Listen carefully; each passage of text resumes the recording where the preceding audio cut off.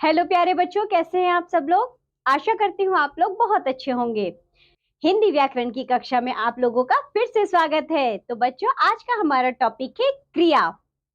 आज हम क्या पढ़ेंगे बच्चों? आज हम पढ़ेंगे क्रिया। इस वाक्य को पढ़िए। तो चलिए बच्चों, क्रिया को पढ़ना शुरू करते हैं। पहले हमें कुछ वाक्य दिए गए, इन्हें पढ़ते हैं। दूर खड़ा धीरज यह सब देख रहा था। इस वाक्य में रेखांकित अंश को ध्यान से पढ़िए।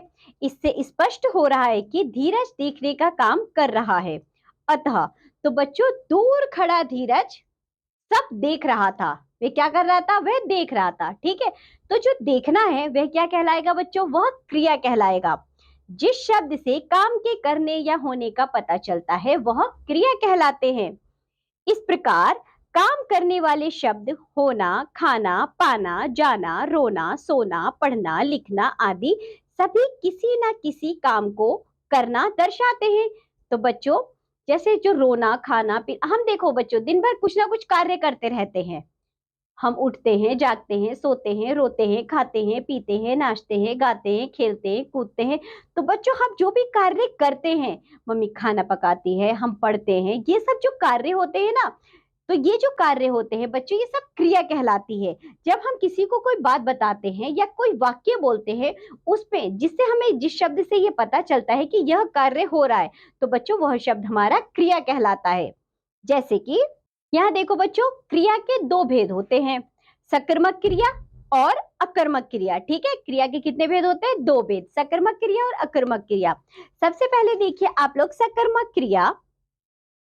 सकर्मक, तो बच्चों नाम से समझ में आ रहा है, कर्म यानी कि कार्य, स यानी कि जिसमें कार्य लगा हो।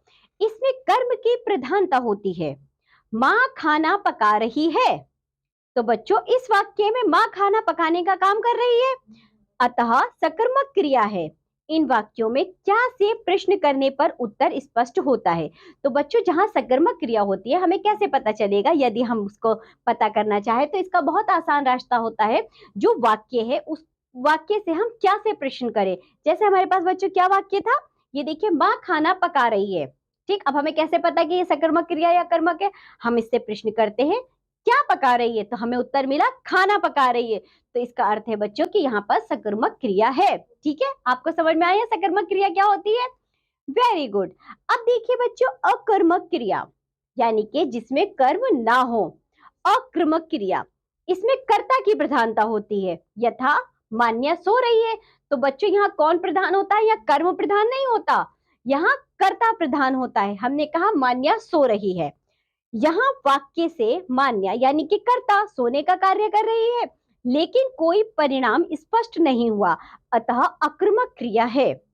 इस प्रकार सभी काम करने वाले शब्द क्रिया कहलाते हैं।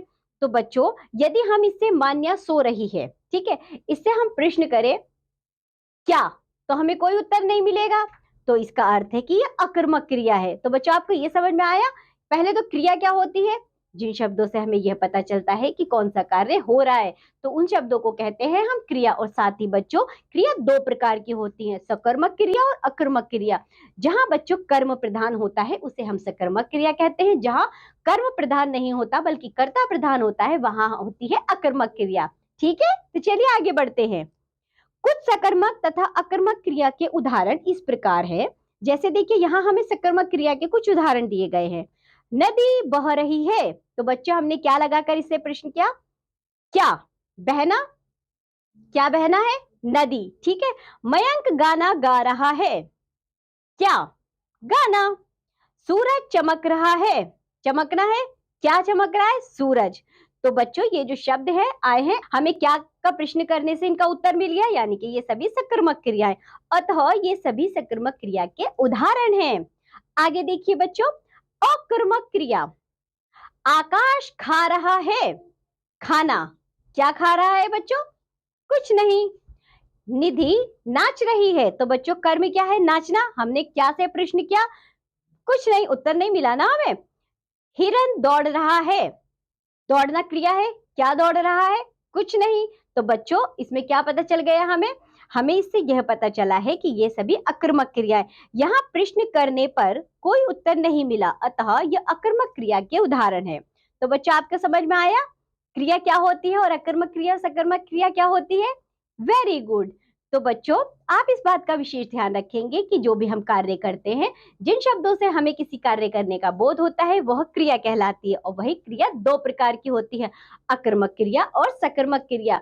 बच्चों, जहां कर्म प्रधान होता है वहां सकर्मक क्रिया होती है, जहां कर्ता प्रधान होता है वह अकर्मक क्रिया होती है। Very good. तो बच्चों, आज के पाठ में इतना ही। आज हमने जो भी पढ़ा है आप लोग उसका अच्छे से अभ्यास करिए। अब हम मिलेंगे आपसे अगली कक्षा में, तब तक के लिए बाय बच्चों।